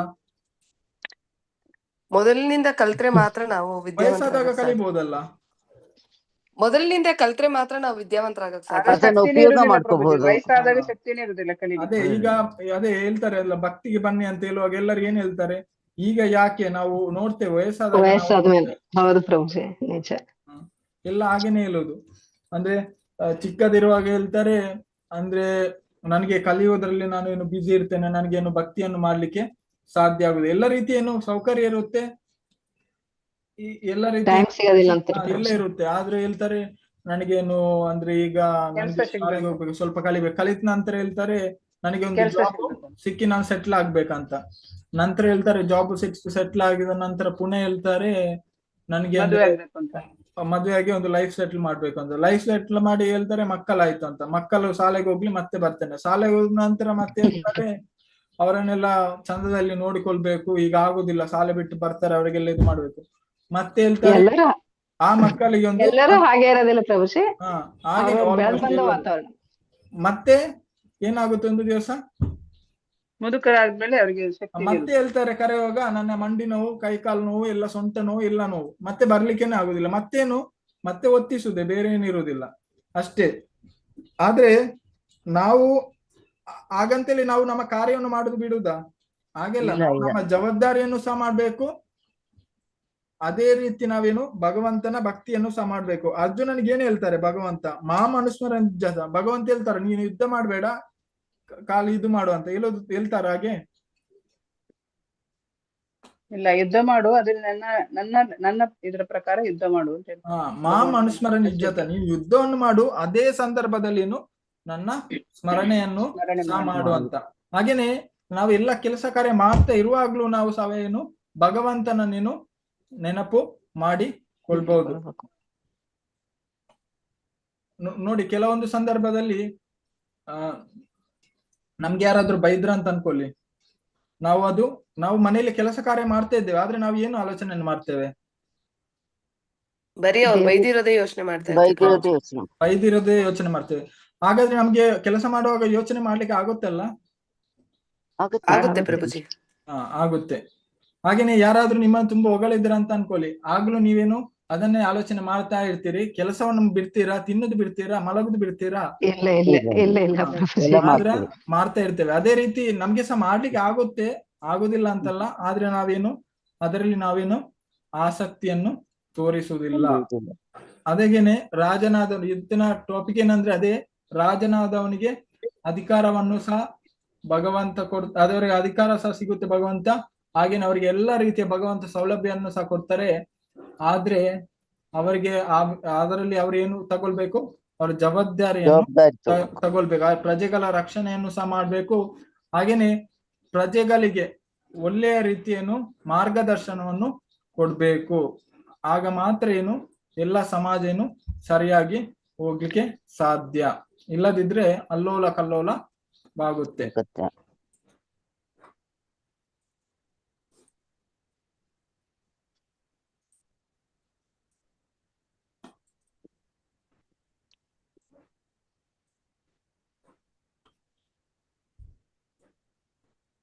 ನೋಡಿ, ಇಲ್ಲಿ ಹೇಳ್ತಾರೆ, 4 ಸಮಾಜದ ವರ್ಗಗಳು ನಿಗದಿತ ಕರ್ತವ್ಯಗಳನ್ನು ಪಾಲಿಸದೆ ಹೋದ ಪಕ್ಷದಲ್ಲಿ ಅಂತ ಮಾನವ ಸಮಾಜವು ಪ್ರಾಣಿ ಸಮಾಜಕ್ಕಿಂತ ಉತ್ತಮವಾದದ್ದಲ್ಲ.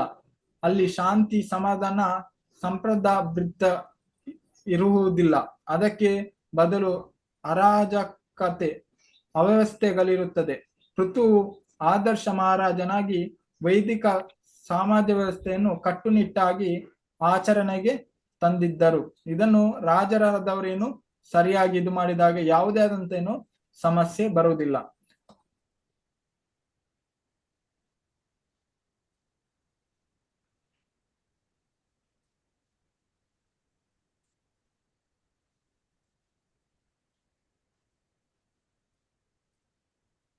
ಇಲ್ಲಿ ನೋಡಿ, ಕೆಲ ವರ್ಗದ ಯೋನಿಗಳಲ್ಲಿ ಅನೇಕ ಜನ್ಮಗಳನ್ನು ಅನುಭವಿಸಿಯಾದ ಆನಂತರ ಜೀವಿ ಮನುಷ್ಯ ರೂಪಕ್ಕೆ ವಿಕಾಸಗೊಂಡಾಗ, ಅದರಲ್ಲೂ ಸುಕೃತ ವ್ಯಕ್ತಿಯಾಗಿ ರೂಪುಗೊಂಡಾಗ ಅವನು ಸಮಾಜವನ್ನು ದೇವೋತ್ತಮ ಪರಮಪುರುಷನು ಭಗವದ್ಗೀತೆಯಲ್ಲಿ ಹೇಳಿರುವ ಹಾಗೆ ಸಮಾಜವನ್ನು ದೇವೋತ್ತಮ ಪರಮಪುರುಷನ ಭಗವದ್ಗೀತೆಯಲ್ಲಿ ಇರುವುದ ಹಾಗೆ 4 ವರ್ಗಗಳಾಗಿ ವರ್ಗೀಕರಿಸಬೇಕು. ಚಾತುರ್ವರ್ಣ ಮಯಾ ಶಿಷ್ಟ. ಬ್ರಾಹ್ಮಣ, ಕ್ಷತ್ರಿಯ, ವೈಶ್ಯ ಮತ್ತು ಶೂದ್ರ ಎಂಬ ಈ 4 ವರ್ಗಗಳಲ್ಲಿ ಮಾನವ ಸಮಾಜದ ಅತ್ಯಂತ ಸಹಜ ವರ್ಗ ವಿಭಾಗಗಳು. ಋತು ಚಕ್ರವರ್ತಿ ಹೇಳಿದರು, ಪ್ರತಿಯೊಬ್ಬನು ತನ್ನ ನಿರ್ದಿಷ್ಟ ಸಾಮಾಜಿಕ ವರ್ಗದಲ್ಲಿ ತನ್ನ ಜೀವಕ್ಕೋಸ್ಕರವಾಗಿ ಸೂಕ್ತ ಉದ್ಯೋಗವನ್ನು ಪಡೆದಿರಬೇಕು. ಆದ್ರೆ ಈಗಿನ ಕಾಲದಲ್ಲಿ ಏನು ಈಗ ಹೇಳ್ತಾರೆ ಅಂದ್ರೆ, ನಾನು ಬ್ರಾಹ್ಮಣ ಅಂತ ಹೇಳ್ತಾರೆ, ಆದ್ರೆ ಅವ್ರ ಕೆಲಸವನ್ನು ಯಾವ್ದು ಮಾಡ್ತಾ ಇರ್ತಾರೆ? ಬೇರೆ ಎಲ್ಲರೂ ಮಾಡೋ ಹಂಗೆ ಮಾಡ್ತಾರೆ ಅವರು. ಬೇರೆ ಎಲ್ಲರೂ ಈಗ ಬೇರೆ ಉದ್ಯೋಗದಲ್ಲಿ ನಾನು ಬ್ರಾಹ್ಮಣ ಅಂತ ಹೇಳಿದ್ರೆ ಆಗುತ್ತಾ? ಇಲ್ಲ ಪ್ರಭುಜಿ. ಭಗವಂತ ಏನ್ ಹೇಳ್ತಾರೆ? ಗುಣ ಕರ್ಮ ವಿಕಾಸ ಅಂದ್ರೆ ಅವ್ರ ಗುಣ, ಹಾಗೇನೆ ಅವ್ರು ಮಾಡುವಂತ ಕರ್ಮ. ಈಗ ಯಾರು ನಾವು ನೋಡ್ಬೋದು, ಪರಶುರಾಮ ಕರ್ಣನನ್ನು ಹೇಗೆ ಕಂಡುಹಿಡಿದ್ರು ಅವ್ರು ಕ್ಷತ್ರಿಯ ಅಂತ? ಅವ್ರು ಮಲ್ಕೊಂಡಿದ್ದಾಗ ಅವ್ರಿಗೆ ತುಂಬಿ ಕಚ್ತಾ ಇರುತ್ತೆ, ಅವಾಗ ಅವರು ನೋವಾದ್ರೂ ತಡ್ಕೊಳ್ತಿರ್ತಾರಲ್ಲ, ಅದಕ್ಕೋಸ್ಕರ ಕ್ಷತ್ರಿಯ ಅಂತ ಕಂಡಿಡ್ತಾರೆ. ಅದೇ ರೀತಿ ಗುಣ ಕರ್ಮ ಅಂತ ಹೇಳ್ತಾರೆ. ಹಾಗೇನೆ ಅವ್ರ ಗುಣ ಏನು ಸ್ವಭಾವ ಗೊತ್ತಾಗುದು. ಸಹನೆ, ಅದೇ ಅವ್ರು ಮಾಡುವಂತ ಕೆಲಸ. ಮತ್ತೆ ನಾನು ಬೇರೆ ಕೆಲಸ ಮಾಡ್ತಾ ಅಂದ್ರೆ ಬೇರೆ ಯಾವ್ದು ಅಂದ್ರೆ ಡಾಕ್ಟರ್ ಅದೆಲ್ಲ ಮಾಡ್ತಾ ನಾನು ಬ್ರಾಹ್ಮಣ ಅಂತ ಹೇಳಿದ್ರೆ ಆಗುದಿಲ್ಲ. ಬ್ರಾಹ್ಮಣನ ಕೆಲಸ ಎಂತದ್ದು? ವಿದ್ಯೆ ಕೊಡುವಂತದ್ದು, ಎಲ್ಲರಿಗೂ ಕೊಡುವಂತದ್ದು, ವಿದ್ಯೆ ಕೊಡು. ಹಾಗೇನೆ ಬ್ರಾಹ್ಮಣರ ಗುಣಗಳು ಸಮ, ದಮ, ತಪ, ಶೌಚ ಇದೆಲ್ಲ ಗುಣಗಳು ಇರ್ಬೇಕು. ಹಾಗೇನೆ ಹೇಳ್ಲಿಕ್ಕೆ ಆಗುದಿಲ್ಲ ನಾನು ಬ್ರಾಹ್ಮಣ ಅಂತ. ಹಾಗೇನೆ ಕ್ಷತ್ರಿಯನ ಸಹ ಅವ್ರಿಗೂ ರಕ್ಷಣೆಯನ್ನು ಕೊಡ್ಬೇಕಾದ್ರೆ ಖಾಲಿ ಕ್ಷತ್ರಿಯ ಅಂತ ಹೇಳಿದ್ರೆ ಆಗೋದಿಲ್ಲ. ಹಾಗೆಯೇ ವೈಶ್ಯರು ಸಹ ಅವರವರ ಏನು ಕೆಲಸಗಾರರವರು ಸರಿಯಾಗಿ ನಿಭಾಯಿಸಿದ್ರೆ ಮಾತ್ರ ಅವರು ಅದು ಅಂತ ಅನ್ಕೊಳ್ಳುದು. ಇಲ್ಲದಿದ್ರೆ ಅವರು ಖಾಲಿ ಹೆಸರಿನದ್ದೇನು ಬ್ರಾಹ್ಮಣ ಆಗಿರ್ಬೋದು, ಹಾಗೇನೆ ಹೆಸರಿನ ಏನು ಕ್ಷತ್ರಿಯರು ಆಗಿ ಇರ್ಬೋದು. ಅವು ಹೆಸರಿನದಾದ್ರೆ ಏನು ಪ್ರಯೋಜನ ಇಲ್ಲ. ನಾವು ನಿಜವಾಗಿ ಏನು ಆ ಕರ್ತವ್ಯನ್ನು ಮಾಡ್ಬೇಕು, ಆಗ ಮಾತ್ರ ಭಗವಂತನ ಅಲ್ಲಿಗೆ ಹೋಗ್ಲಿಕ್ಕೆ ಸಾಧ್ಯ ಆಗುತ್ತೆ. ಇಲ್ಲದಿದ್ರೆ ಸಾಧ್ಯ ಆಗುದಿಲ್ಲ. ನಾವು ಸಹ ವಿವಿಧ ವಿಧ ಕರ್ತವ್ಯವನ್ನು ಮಾಡ್ತಾ ಇದ್ದೇವೆ, ಹಾಗೇನೆ ನಾವು ಅದನ್ನು ಮಾಡ್ತಾ ಏನು ಭಗವಂತನ ಭಕ್ತಿ ಸೇವೆಯನ್ನು ಮಾಡ್ಬೇಕು. ಇಲ್ಲದಿದ್ರೆ ಅದೇ ರಾಧಾಕೃಷ್ಣ ನಾ ಭಜಿಯ, ರಾಧಾಕೃಷ್ಣನ ಯಾರು ಭಜನೆ ಮಾಡುವುದಿಲ್ಲ ಅವರೇನು ಗೊತ್ತಿದ್ದೇನು ವಿಷವನ್ನು ಕುಡಿದ ಹಾಗೆ ಆಗುತ್ತೆ. ನಮ್ಗೀಗ ದೇವರ ಕೃಪೆಯಿಂದ ನಮ್ಗೇನು ಸಿಕ್ಕಿದೆ, ಈ ಜನ್ಮದಲ್ಲಿ ಅಂತೂ ಮನುಷ್ಯ ಜನ್ಮ ನಮಗೆ ಸಿಕ್ಕಿದೆ. ಆದ್ರೆ ನಾವು ಭಗವಂತ ನೋಡಿ ಎಲ್ಲ ಕೊಡ್ತಿದ್ದಾರೆ, ಮಳೆ ಕೊಡ್ತಾರೆ, ಹಾಗೇನೆ ಫುಡ್ ಎಲ್ಲ ಸಪ್ಲೈ ಮಾಡ್ತಿದ್ದಾರೆ ಭಗವಂತ. ಹಾಗೆ ನಾವು ಬ್ರೀತಿಂಗ್ ಗಾಳಿ ಸಹ ಎಲ್ಲವೂ ತಗೊಳ್ತಿದ್ದೇವೆ, ಭಗವಂತನದ್ದು ಎಲ್ಲವೂ ಕೊಡ್ತಿದ್ದಾರೆ, ಈ ಮಾನವ ಶರೀರ ಕೊಟ್ಟಿದ್ದಾರೆ. ಆದ್ರೆ ನಾವು ಅದನ್ನು ಸರಿಯಾಗಿ ನಿರ್ವಹಿಸದಿದ್ರೆ ಭಗವಂತ ಏನ್ ಮಾಡ್ತಾರೆ, ಅದನ್ನು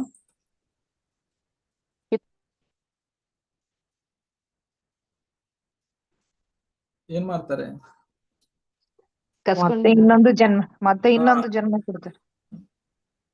ಭಗವಂತ ಎಲ್ಲರಿಗಿಂತ ಯಾರು ದೊಡ್ಡ ರಾಜ, ಅವರು ಎಲ್ಲರನ್ನು ನೋಡ್ತಾ ಇದ್ದಾರೆ. ಈಗ ನಾನೆಲ್ಲ ಕೊಟ್ಟಿದ್ದೇನೆ, ಹೀಗೆ ಮಾಡ್ತಿದ್ದಾರೆ ಅಂತ. ಅಲ್ಲಿ ನಾವು ಸ್ವಲ್ಪ ಆದ್ರೂ ಇದು ಮಾಡಿದ್ರೇನು ನಮ್ದು ಏನು ಉಂಟು ಅದು ಸಹ ಭಗವಂತ ತಗೊಳ್ತಾರೆ. ಸೊ ನಾವೇನು ಭಗವಂತ ಕೊಟ್ಟಿದ್ದಾರೆ ಅನ್ನೋದು ಯಾವಾಗ್ಲೂ ನೆನಪಲ್ಲಿ ಇಟ್ಕೊಳ್ಬೇಕು. ಈಗ ನೋಡಿ ಪೃಥು ಮಹಾರಾಜರು ಹೇಗೆ ಹೇಳ್ತಾರೆ, ಭಗವಂತನ ಕೃಪೆಯಿಂದ ಸಿಕ್ಕಿದೆ. ಅದೇ ರೀತಿ ನಮ್ಮದು ಸಹ ಯಾವಾಗ್ಲೂ ಭಾವನೆ ಬೇಕು, ಭಗವಂತನ ಕೃಪೆಯಿಂದ ಸಿಕ್ಕಿದೆ ಅಂತ. ಆಗುದಿಲ್ಲ, ಆದ್ರೂ ಆಗಾಗ ನಾವೇನು ನೆನಪು ಮಾಡಿಕೊಳ್ಬೇಕು. ಆ ನೆನಪು ಮಾಡಿಕೊಳ್ಬೇಕಾದ್ರೆ ನಾವ್ ಏನ್ ಮಾಡ್ಬೇಕು, ಅದಕ್ಕೆ ಹರೇ ಕೃಷ್ಣ ಮಹಾಮಂತ್ರ ಹರೇ ಕೃಷ್ಣ ಮಹಾಮಂತ್ರವನ್ನು ಮಾಡ್ಬೇಕು. ಆಗ ನಮ್ಗೆ ಗೊತ್ತಾಗುತ್ತೆ ಯಾಕೆ ಮಾಡ್ತಾ ಇದ್ದೇವೆ. ಹಾಗೇನೆ ನಾವು ಏನು ಪ್ರಭುಪಾದರ ಬುಕ್ ಅನ್ನು ಓದ್ಬೇಕು. ಅದರಲ್ಲಿ ಯಾವಾಗ್ಲೂ ಪ್ರಭುಪಾದೆ ಬರೀತೆ ದೇವೋತ್ತಮ ಪರಮ ಪುರುಷ. ಇಲ್ಲದಿದ್ರೆ ನಾವು ಅನ್ಕೊಳ್ತೇವೆ ನಾವೇ ದೇವೋತ್ತಮ ಪರಮ ಪುರುಷ ಅಂತ. ಹಾಗೇನೆ ಈ ನಾವು ಭಗವಂತನ ಭಕ್ತರ ಸಂಘದಲ್ಲಿ ಹೇಗೆ ಮಾತಾಡೋಗೆ ಎಲ್ಲವೂ ಏನು ಭಗವಂತನಿಗೆ ಕನೆಕ್ಟ್ ಆಗಿರುತ್ತೆ. ಹಾಗೇನೆ ನಮ್ಮ ಚಿಂತನೆ ಸಹ ಏನು ಭಗವಂತ ಅಂತ ಬರುತ್ತೆ. ಹಾಗೇನೆ ನಾವು ಈ ಭಗವಂತನ ಇದರಲ್ಲಿ ಇಲ್ಲದಿದ್ರೆ ನಾವು ಭಗವಂತನ ಕೃಪೆಯಿಂದ ಸಿಕ್ಕಿದ ಅಂತ ಅನ್ಕೊಳ್ಳುದಿಲ್ಲ. ಯಾರ ಕೃಪೆಯಿಂದ ಅಂತ ಅನ್ಕೊಳ್ತೇವೆ? ನನ್ ಕೃಪೆ ನಾನೇ ನನ್ನ ಶಕ್ತಿಯಿಂದ ಬಂದಿದ್ದೇನೆ. ಈಗ ನೋಡಿ, ನೀವು ಎಲೆಕ್ಷನ್ ಹಾಕ್ತೀರಿ, ಎಲ್ಲರಿಗೂ ಎಲೆಕ್ಷನ್ ಹಾಕುವಾಗ ಹೇಗೆ ಬರ್ತಾರೆ, ಸ್ಟಾರ್ಟಿಂಗ್ ಹೇಗೆ ಎಲ್ಲ ಬರ್ತಾರೆ ನಿಮ್ಮಲ್ಲಿಗೆ, ಕೈ ಹೀಗೆ ಮಾಡಿ ಬರ್ತಾರೆ. ಗೆದ್ದ ನಂತರ ಏನ್ ಮಾಡ್ತಾರೆ ಮತ್ತೆ ಅವರು? ಕೇರ್ ಮಾಡೋದಿಲ್ಲ ಪ್ರಭುಜಿ. ನಾವು ಕೈ ಮುಗಿಯೋದು ಪ್ರಭುಜಿ ಅವರಿಗೆ ಆಮೇಲೆ. ಸರಿ ಹೇಳಿದ್ರಿ. ಮೊದ್ಲು ಯಾರು ಅವ್ರ ಕೈ ಮುಗಿತಾ ಬರ್ತಾರೆ, ಮತ್ತೆ ಗೆದ್ಮೇಲೆ ಏನು ನಾವು ಅವರಿಗೆ ಕೈ ಮುಗಿಬೇಕು. ಅದೇ ರೀತಿ ಭಗವಂತ ಎಲ್ಲ ಕೊಟ್ಟಿದ್ದಾರೆ. ಅಂದ್ರೆ ಕೊಡುವಾಗ, ಭಿಕ್ಷೆ ಕೊಡುವಾಗ ನಾವು ಕೇಳ್ತೇವೆ ಭಗವಂತ ಕೊಡಿ ಕೊಡಿ, ಕಷ್ಟದಾಗ ಹೇಳ್ತಾರೆ ಕಷ್ಟ ಬರುವ ವೆಂಕಟರಮಣ, ಭಗವಂತ ಅದು ಕೊಡಿ. ಮತ್ತೆ ನಮ್ಗೆ ಒಮ್ಮೆ ಸಿಕ್ಕಿದ್ಮೇಲೆ ನಾವೇನ್ ಮಾಡ್ತೇವೆ, ಭಗವಂತನೇ ಮರ್ತು ಬಿಡ್ತೀವಿ ಪ್ರಭುಜಿ, ಭಗವಂತನೇ ಮರೆತು ಬಿಡ್ತೇವೆ. ಅದೇ ಶ್ರೀಧರ್ ಪ್ರಭು ಸ್ಟೋರಿ ಹೇಳ್ತಾರಲ್ಲ, ಅದು ಏನು ಇಲ್ಲಿ ಏನು ಮಾಡುತ್ತೆ, ಋಷಿಯಲ್ಲಿಗೆ ಹೋಗುತ್ತೆ. ಋಷಿಯಲ್ಲಿಗೆ ಹೋಗಿ ಏನು ಹೇಳುತ್ತೆ, ನನ್ನನ್ನು ಬೆಕ್ಕು ಅಟ್ಟಿಸ್ತಾ ಬರ್ತುಂಟು ಅಂತ. ಮತ್ತೆ ಋಷಿ ಅವರನ್ನು ಬೆಕ್ಕು ಮಾಡ್ತಾರೆ. ಬೆಕ್ಕು ಅಟ್ಟಿಸ್ಕೊಂಡು ಮತ್ತೆ ಹೇಳ್ತದೆ, ನನ್ನ ನಾಯಿ ಅಟ್ಟಿಸ್ಕೊಂಡು ಬರ್ತದೆ ಅಂತ ಹೇಳ್ತಾರೆ ಋಷಿಯಲ್ಲಿ. ಮತ್ತೆ ಅವರೇನೇನು ಏನ್ ಮಾಡ್ತಾರೆ, ನಾಯಿ ಮಾಡ್ತಾರೆ. ನಾಯಿ ಆದ್ಮೇಲೆ ಹುಲಿ ಅಟ್ಟಿಸ್ಕೊಂಡು ಬರ್ತದೆ ಅಂತ ಹೇಳ್ತಾರೆ. ಹುಲಿ ಅಟ್ಟಿಸ್ಕೊಂಡು ಬರ್ತದೆ ಅಂತ ಹೇಳಿದ್ಮೇಲೆ ಮತ್ತೇನು, ಆ ಹುಲಿ ಏನ್ ಮಾಡ್ತದೆ, ಋಷಿಯನ್ನೇ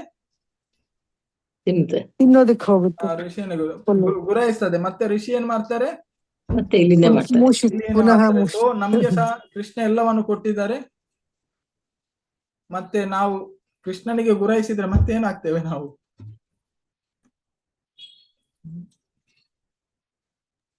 ಯಾರೋ ಹಾಗೆ ಮಾಡೋದಿಲ್ಲ ಪ್ರಭುಜಿ, ಕೃಷ್ಣನಿಗೆ ಗುರಾಯಿಸೋದು. ಮತ್ತೆ ಇಲ್ಲೇ ಕುತ್ಕೊಂಡ್ ಬರ್ತೀವಿ. ಅಭಕ್ತರು ಮಾಡ್ತಾರಲ್ಲ, ದೇವರನ್ನು ಸ್ತುತಿಸ್ತಾರೆ, ಎಲ್ಲ ರೀತಿಯದನ್ನು ಮಾಡ್ತಾರೆ. ಅಧೋಗತಿಗೆ ಇಳಿತಾರೆ, ಅಧೋಗತಿಯನ್ನು ಇಳಿತಾರೆ. ಆದ್ರೆ ಭಗವಂತ ಎಷ್ಟೋ ಕರುಣಮಯ, ಆದ್ರೂ ಭಗವಂತ ಅವರಿಗೇನು ಅವಕಾಶವನ್ನು ಕೊಡ್ತಾ ಇದ್ವಿ. ನಾವು ಯಾರಾದ್ರೂ ನಮ್ಗೆ ಸ್ವಲ್ಪ ಮಾಡಿದ್ರೆ ನಾವೇನ್ ಮಾಡ್ತೇವೆ, ಅವರನ್ನು ಕೊಂದೇ ಬಿಡ್ತೇವೆ. ಆದ್ರೆ ಭಗವಂತ ಏನು ಹೇಳ್ತಾರೆ, ಅಪರಾಧಾನಿ ಶಾಸ್ತ್ರಾನಿ, ನಾವು ಎಷ್ಟು ಅಪರಾಧ ಮಾಡಿರ್ಬೋದು, ಆಗ ಭಗವಂತ ಏನ್ ಮಾಡ್ತಾರೆ, ಅವರು ಕರುಣಾಮಯ ಅಂತ. ನಾವು ಒಮ್ಮೆ ಅವರ ಹತ್ರ ನಾನು ನಿಮ್ಗೇನು ಶರಣಾಗಿದೆ, ನಮ್ಮನ್ನು ದಯವಿಟ್ಟು ಸಭಿಸಿ, ನಾನು ಇನ್ನು ಮುಂದೆ ಏನು ಮಾಡುದಿಲ್ಲ ಅಂತ ಹೇಳಿದ್ರೆ ಭಗವಂತ ಇಮಿಡಿಯೇಟ್ ಆಗಿ ನಮ್ಮನ್ನೇನು ರಕ್ಷಣೆಯನ್ನು ಮಾಡ್ತಾರಂತ ಹೇಳ್ತಾರೆ. ಸರ್ವಧರ್ಮನ ಪರಿತ್ಯಜ್ಯಂ. ಹಾಗೇನೆ ನಾವು ಭಗವಂತ ನಮ್ಮನ್ನು ರಕ್ಷಣೆಯನ್ನು ಮಾಡ್ತಾರೆ. ಈಗ ನೋಡಿ, ನಮ್ಗೆ ಯಾರಾದ್ರೂ ತುಂಬಾ ಕೆಟ್ಟ ಮಾಡಿದ್ರು ಸಹ ನಮ್ಗೇನು ಶ್ರಮಿಸಲಿಕ್ಕೆ ಅಷ್ಟು ಇದಿರುವುದಿಲ್ಲ. ನೀವು ನೋಡಿರ್ಬೋದು, ನಾವು ಹೇಳ್ತೇವೆ, ಎದುರಿಗೇನು ಹೇಳ್ತೇವೆ, ಪರವಾಗಿಲ್ಲ, ತೊಂದರೆ ಇಲ್ಲ, ಆದ್ರೆ ಮನಸ್ಸಲ್ಲಿ ಏನಿರುತ್ತೆ ನಮ್ದು, ಏನು ಆಲೋಚನೆ ಮಾಡ್ತೇವೆ ನಾವು ಮನಸ್ಸಲ್ಲಿ?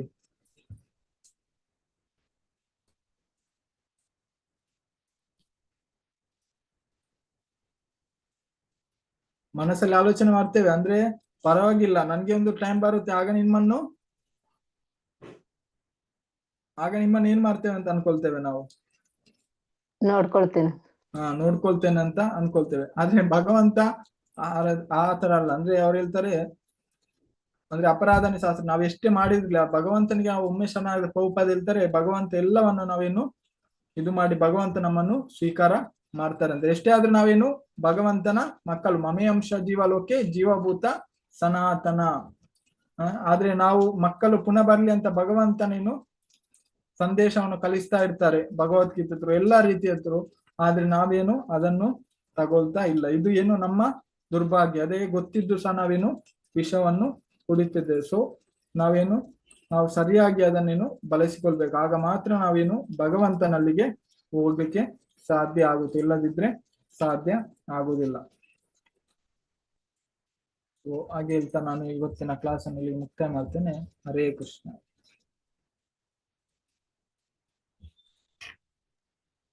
ಧನ್ಯವಾದಗಳು ಪ್ರಭುಜಿ. ಹರೇ ಕೃಷ್ಣ ಪ್ರಭುಜಿ, ಧನ್ಯವಾದಗಳು ಪ್ರಭುಜಿ. ಹರೇ ಕೃಷ್ಣ ಪ್ರಭುಜಿ, ಧನ್ಯವಾದಗಳು ಪ್ರಭುಜಿ. ಪ್ರಭುಜಿ. ಹರೇ ಕೃಷ್ಣ.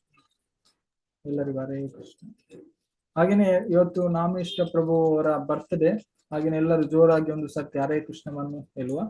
ಹರೇ ಕೃಷ್ಣ ಹರೇ ಕೃಷ್ಣ ಹರೇ ಕೃಷ್ಣ ಹರೇ ಕೃಷ್ಣ ಕೃಷ್ಣ ಹರೇ ಕೃಷ್ಣ ಹರೇ ಹರೇ ಹರೇ ರಾಮ ಹರೇ ರಾಮ ರಾಮ ಹರೇ ಹರೇ ಹರೇ ಹರೇ ಕೃಷ್ಣ ಹರೇ ಕೃಷ್ಣ ಕೃಷ್ಣ ಕೃಷ್ಣ ಹರೇ ಹರೇ ಹರೇ ಹರೇ ರಾಮ ರಾಮ ಹರೇ ರಾಮ ರಾಮ ಹರೇ ಹರೇ ಹರೇ ಹರೇ ಕೃಷ್ಣ ಕೃಷ್ಣ ಹರೇ ಕೃಷ್ಣ ಕೃಷ್ಣ ಕೃಷ್ಣ ಹರೇ ಹರೇ ಹರೇ ರಾಮ ಹರೇ ರಾಮ ರಾಮ ರಾಮ ಹರೇ ಹರೇ. ಎಲ್ಲರಿಗೂ ಹರೇ ಕೃಷ್ಣ.